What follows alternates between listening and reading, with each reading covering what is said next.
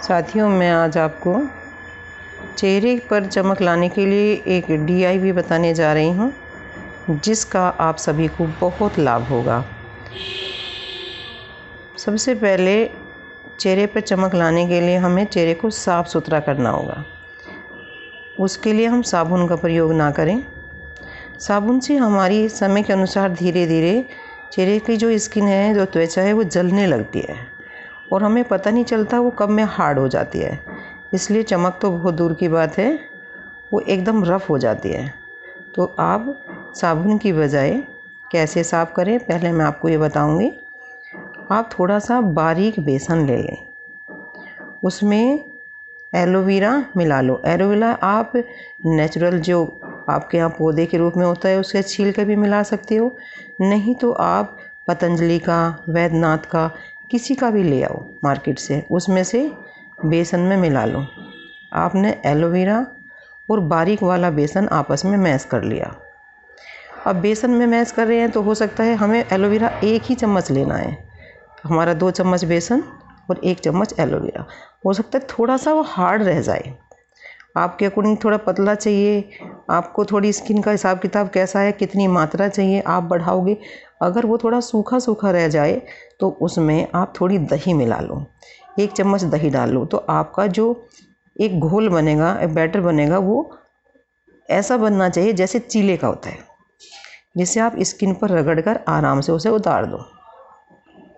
आपने वो घोल बना लिया और स्किन पर रगड़ लिया, हाथ पे रगड़ लिया, पैर पे भी रगड़ लिया और अपने हाथ, पैर और चेहरे की स्किन को साफ कर लिया। और ज़्यादा अच्छा हो आप नहाने से पहले ऐसा करें। जब आप इससे रगड़ कर साफ करोगे, पहले ही आपकी स्किन चमकने लगेगी। साफ होते ही आपको लगेगा अरे बड़ी साफ़ हो गई और बड़ी चिकनी चिकनी हो गई हैं। उसके बाद आप नहा लें। उसके बाद आता है आपका सेकंड स्टेप।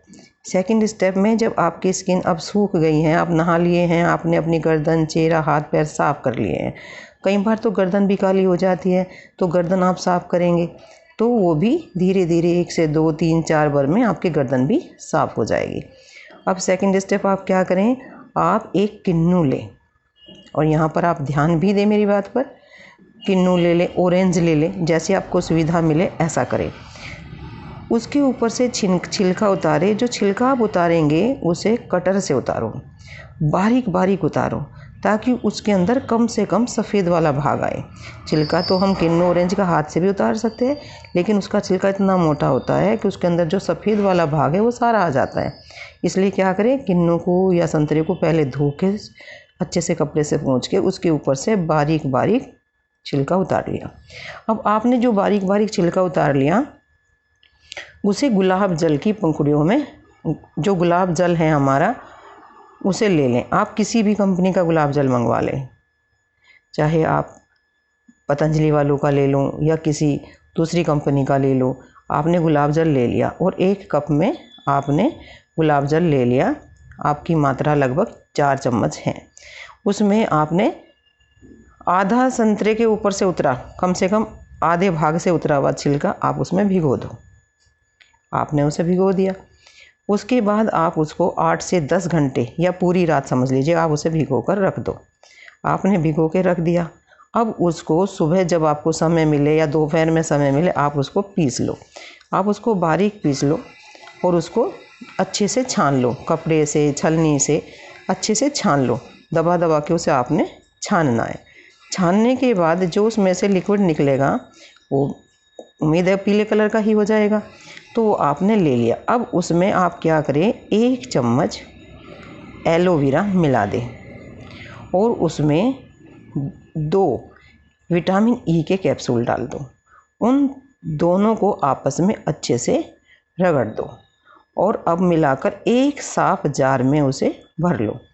उसके बाद अब आपका जो ये सीरम तैयार हो गया है, इस सीरम को आप 1 से 2 बूंद हाथ पर, अपने चेहरे पर, पैर पर, जहाँ चाहे आप लगा सकते हैं। वैसे तो सीरम 1000-1200 से कम का नहीं आता, लेकिन अब जब आप घर में सीरम बना रहे हो आप हाथ पैर पर भी लगाइए। वैसे तो स्किन पर, चेहरे पर लगाना ही बड़ा मुश्किल होता है कि उसकी कॉस्ट इतनी ज़्यादा होती है, और साथ साथ एक बात का आप अवश्य ध्यान रखें कि अगर आप वास्तव में स्किन के दीवाने हैं, त्वचा को साफ़ सुथरा देखने चाहते हैं, तो विटामिन सी का प्रयोग खाने में अधिक से अधिक करें। अब तो मार्केट में वैसे भी इतने सीज़न के मौसमी और ये किन्नू आपके और संतरे आए हुए हैं, अधिक से अधिक आप विटामिन सी का प्रयोग खाने में भी करें।